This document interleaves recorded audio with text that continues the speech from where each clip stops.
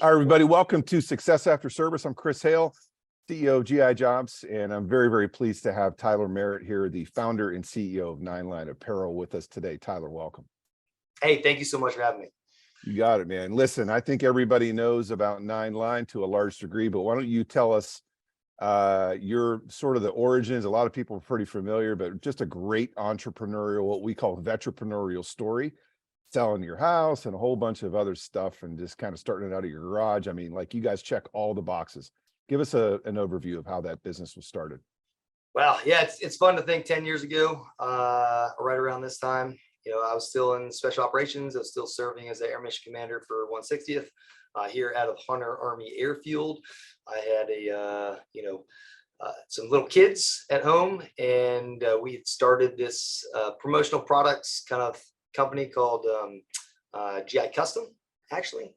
We started making promotional products for my unit, other units adjacent to us, the Rangers, 160th, SF groups. And, I didn't really have any affinity towards a certain brand, right? Like buying a Gildan or labeling it, or a Portland Company, or some of these, lesser quality, blank items. And so we set off to create our own. Partnered with other blank manufacturers like Bella Canvas, still my awesome partners, and we started to get into the embellishments. Grew from my garage to taking over a small building down the road, taking over the building next door, managing things from afar while on deployments, and relying on some incredible humans that started with us a decade ago that are still in the other room, working their butts off till the wee hours of the night. But it's been about a decade. We moved 3 or 4 times. We've almost, thread the needle of some different weird instances like pandemics, and PCSing, ETSing for me personally is always trying, and just managing that growth and staying private without having to take on some toxic investors has always been my my plan. And I'd say 10 years later, we're still here and growing and scaling and partnering with some awesome organizations. So it's been a heck of a journey. Yeah, no, good stuff. And, one of the things I think you think about starting an apparel company, right? Apparel, it's not necessarily the materials or the design. It's a brand, right? It's how somebody feels, and it's an expression of their core beliefs and their core values and the things that are really they hold dear and important. I think you guys came to light, right? 2013, you said 10 years, right? At the height of a lot of the overseas operations and the war on terror, and really struck a chord. How do you think you did that? What were some of the defining moments in those early days? Well, I mean, we're obviously tied into their organizations and tied into the community. So one of the things that we truly care about is giving back, right? We are a give back organization. We're not super braggadocious about it.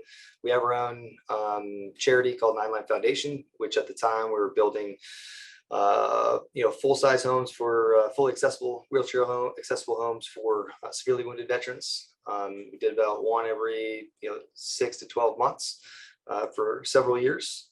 As the war kind of dwindled down, we worked with dozens of other charitable organizations in this space, first responder space. We raised millions and millions of dollars for those organizations and put thousands of man hours. And I think our community knows that we're a give back, right? When you're overseas and you get injured, you call in a 911, right? So we wanted our mantra, to answer the call here in the United States, to give back to our community, to do things ethically, right? You can do things profitably and ethically. They do come together at the same intersection. It doesn't have to be unethical sourcing of things, and really your actions speak louder. So if a disaster strikes, if an individual organization, is in need and we have the ability to do so, we encourage other people to, and in that respect, we have to do so ourselves, right? Set the example for our kids to follow. And I think that's what really ties into our community, that being the silent professionals, being the ones who are doing the harder right over the easier wrong, and letting our actions speak louder than some of these woke organizations and fake veteran brands that just talk about things and they never do anything. Yeah, and that's that's part of your brand, right? Is you definitely appeal to certain individual and a type that's looking for that kind of a thing. With all with the wars now being over, with a lot of people just growing tired of all the division in our country, does this help your business, or does that hurt your business? Well, I think there's a lot of things that affect different businesses right now. In the social space, advocating for things that are against mainstream in any way, it does have an effect, a negative effect, right? I can't say the things I used to be able to say. By in no means have we ever, condone racism or fascism or any of the isms, sexism, right? Like, but if you have a woke mentality that is pervasive in the social influence sphere, and you go against that narrative, you get punished. And I get punished just the same as other people in my space. It's not going to stop me. It is annoying, but it does hinder growth. Then you have other external factors of when we start identifying and telling people in our community, this organization says one thing, but they're not doing those things, right? Like, they talk about doing things ethically and they talk about social justice, but I test their materials because I use them, and they actually are consistent with slave regions in Xinjiang, China. So obviously their actions with this specific product line you're selling me, it doesn't, line up with their words and their claims. So what am I going to do about it? Am I going to accept it? Am I going to be quiet? Am I going to allow it to continue? And the answer is none of those things, but they all have consequences, right? If I go along with the narrative, if I go along with, quote unquote, unethical decisions, easier, ways to make money, I could make a ton of profit, right? Just join the club. But that's not the example I set for my kids. That I wouldn't be able to look at myself in the mirror. And honestly, there's ways that you can make money and be able to still be proud of yourself and be proud of your organization. And I think it's a longer term play. So I'm hoping that the American public wakes up and sees that, companies like ours, we're so inclusive and we're so all about trying to promote, what American exceptionalism truly is, right? If you wonder why people are climbing aboard an aircraft that's taking off from Afghanistan, knowing they're going to potentially falter their deaths. Amen. Actually, they absolutely knew that. That's how much they wanted to come to this country. That should mean something. The amount of people coming in through the southern borders, the amount of people that are, risking their lives to get to this country.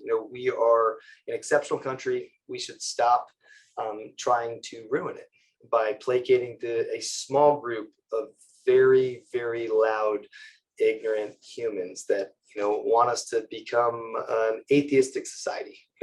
For some reason, faith, in any faith, it seems to be bad. Family values seem to be things that you don't want to talk about. And that's what we're hoping to encourage, right? Reinvigorate patriotism, which is just a sense of taking care of your fellow countrymen, whether or not, you're getting accolades for it, doing the right thing when no one is looking. That's what we're trying to encourage people to do.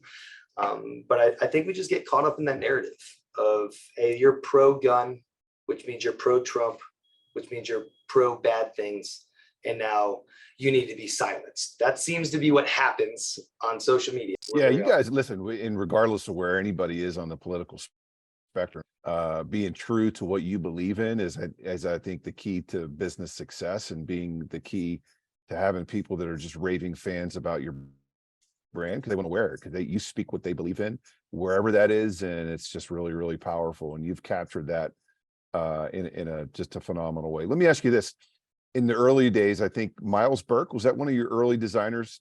Yeah, okay. So how important was it for you to have, like, first of all, where did you find this person, and how did you get to a point where you could communicate what you were looking for, and that was sort of captured in this design, right? And it captured the design as you saw it. Yeah, so Miles Burke was a SCAD student when I was still deploying for the 160th, and we would meet at Wild Wings Cafe with our computers. I like to dabble in websites and programming and coding. Yeah. And so we got together and started with artistic side. I started with the kind of more computer science side, and we built this brand from nothing. And fast forward almost 11 years later, he's in the office next door to me. The guy doesn't leave, he doesn't sleep, he doesn't stop. He's here before everyone. And he's my fire and forget. He's my COO. He's built every system, every program. And I'd say that when I would deploy all the time, Miles would be on a phone call with me as much as I could, asking me all the right questions. And when things went wrong, right? Like, this is how you know you have the right leader. When things went wrong, I remember 2014, I was not there, and our website crashed on a Friday, and Miles the only one that could really do things to rebuild it. But everyone else who's there, even my father is working, still works here.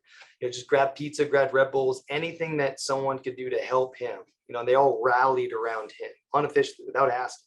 Right. And when it came time to choose a COO, and I'm interviewing all these, MBAs from Harvard or, West Point grads, I chose Miles. And his response was, hey, I'll be COO until you find someone better. Right. I care about this company. I'm a co-founder, find someone better. Never found someone better. I'm never going to. He started off working here when he was 22 years old, now early 30s. And that's the type of environment that he's been able to create, right? And I'd like to think that I have a small part of that. But since I'm always pinging around the world, right? I spent a good amount of last year in Ukraine doing humanitarian stuff, before all the U.S. got involved with stuff. I spent the year before that doing humanitarian stuff in Afghanistan. I spent the year before that doing humanitarian stuff elsewhere, right? That no one really knows about how much I move around and how much stuff I do. Miles does, and I can still just pick up a phone call and communicate in 30 seconds, and he knows exactly what needs to get done. Because we've built that relationship. So I'm very similar to people who've had those highly functioning organizations, those SF groups, Ranger groups, where you don't have to talk. You're going in, kicking down the door in the stack, like everyone knows their plan. It's a change up of room structures. Aircraft, same thing. We know how to go in formation. We know emergency, calls, right? Yeah. I feel like we built the same thing, the same highly functioning, autonomous organizations here at Nine Line, and that's why we've been successful. It's not because of me; it's despite me, right? Like, how autonomous can these guys go? How much can I give them, left and right limits before you have to rein things back? And I want to be able to, yank back on the reins of my guys. I don't want to have to kick them in the butt. And that's what we look for. That's our team that we built. And a lot of it's because of that number one, first employee, most important employee of mine, that I kind of always set everyone else against. Why can't you be like Miles? Yeah. And you guys have good chemistry, and that's so important. How big are you guys today, Tyler? What's the size of the company in terms of whatever you're able to reveal, in terms of revenues or, units sold or employees? Sure. Well, I'd say on an annual basis, we're, in that $40 to $50 million range, and scaling. I don't really care about top line. I care about bottom line. That's really what the banks and, my ex-wife care about. Everyone's got expenses. The bottom line is what drives me. The partnerships for the bottom line drive me. And then, number of units out the door, we can get out 50,000 impressions a day, which is pretty incredible. Packages, tens of thousands of packages, and we can pivot. And we do it not just for our brand, we do it for partner brands. So I private label and produce products for very large brands outside of what we do for ourselves. So it's really the building the manufacturing capacity here and showing that you can have, highly profitable USA made products. You can have highly profitable, say USA cotton cut and sewn in South America, but then printed and embellished in Savannah, Georgia. Different price points to hit. You don't have to use slaves in China. That's the go-to for everyone. China makes it cheaper. I don't do barely anything in China. And if people who I private label for are insistent on using something that I know uses, slave labor or like highly unethical practices, I let them know. I'd prefer really not producing this for you. And in fact, there's certain things I flat out I can't do. Good stuff, Tyler. Where do you see Nine Line going into the future? What's your vision for it? Definitely never public. I like staying private and move a lot faster.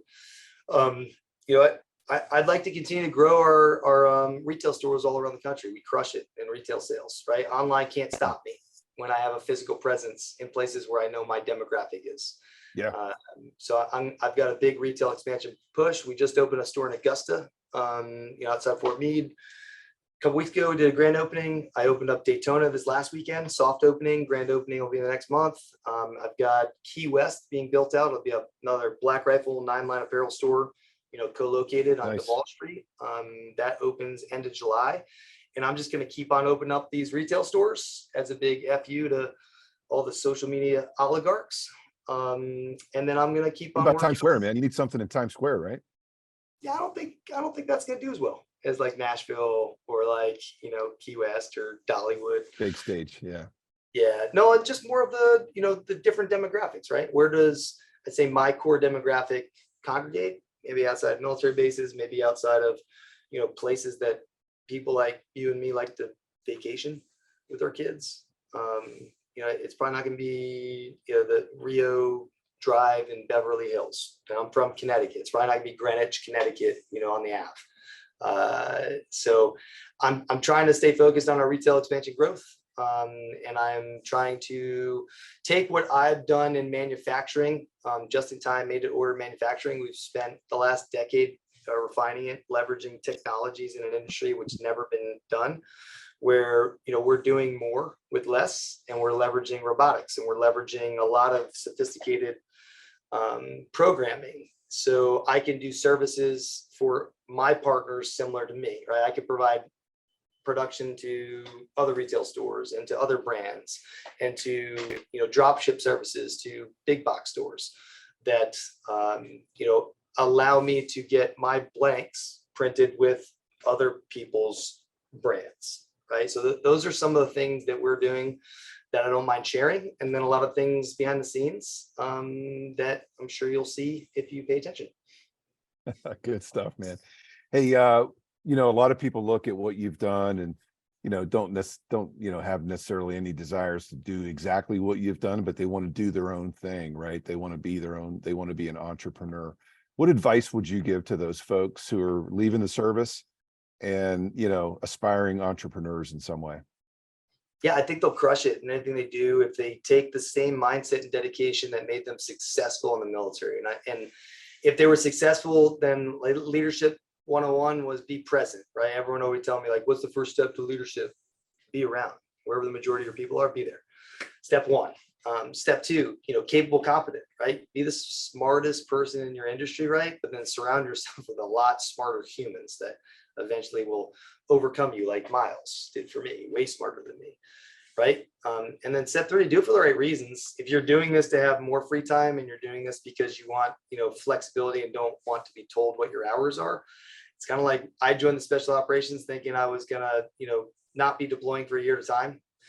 I'd be deploying for these short times, but, and I had a lot more leeway, big boy rules. And it took me 6 months to meet everyone in my unit. And I would finally meet my commander, who's the current, 160th commander, Colonel Graham. He's like, hey, I don't care when you come in. I don't care when you leave. I don't care if you come on the weekends. Just get your job done. I had to come in earlier. I stayed really late. That means I came in on weekends, not because I was forced to, because it's the only way to get shit done. And if you're an entrepreneur and you're expecting someone else to do those things, to be present, to, figure things out through Google research, and to, have all this flexibility. Shit, at this point, I'm super flexible. I go everywhere I want with a cell phone, right? And a computer, but I'm a slave to it. I check it 30 times a day. I stop meals. I stop, workouts to go walk outside. I sacrifice time with my kids. Probably led to partial reasons of a divorce, but, no hard feelings. Great relationship with my ex right now and kids. But it's 24/7. Forget that, 28/8, whatever that, right. 4 hours in a day. So the idea of jumping into something with no fallback when you have family, it really wasn't a thing for me. So I started this while I was still active duty. It was a side hustle. It turned into my main hustle. So that's the only difference I would say, is if you're in the service, you can have a side hustle. You need to get your job done, but have a side hustle. Find out what you're good at. Find some passion in it, or find a way to transition to something else. So I did that in the military. I said I would be a pilot until I no longer enjoyed it. I would have never left if I wasn't medically retired and they told me I couldn't fly, right? I love that. And it's expensive to rent helicopters now. But like my passion was, aviation. I was following it. It's no longer, my employment. I found another passion. I'm following it. I don't know where life's going to lead me in the next 20 years, but I'm going to keep doing this until I don't enjoy it. And right now I get to choose who I work with every day. I love that. I get to work with them well past 5 o'clock most days and weekends. I don't totally enjoy that, but at least I'm with good humans doing good things for a sense of purpose, right? Great advice. We appreciate you taking time out to talk to our audience today. Congratulations on 10 years, man. You've definitely been just a thought leader and a leader in when you were, on active duty and since then. And a lot of people really look up to you, man. Thanks a lot for your time and best wishes for continued success. Thanks a lot. Thank you. Appreciate the kind words. Absolutely. Take care.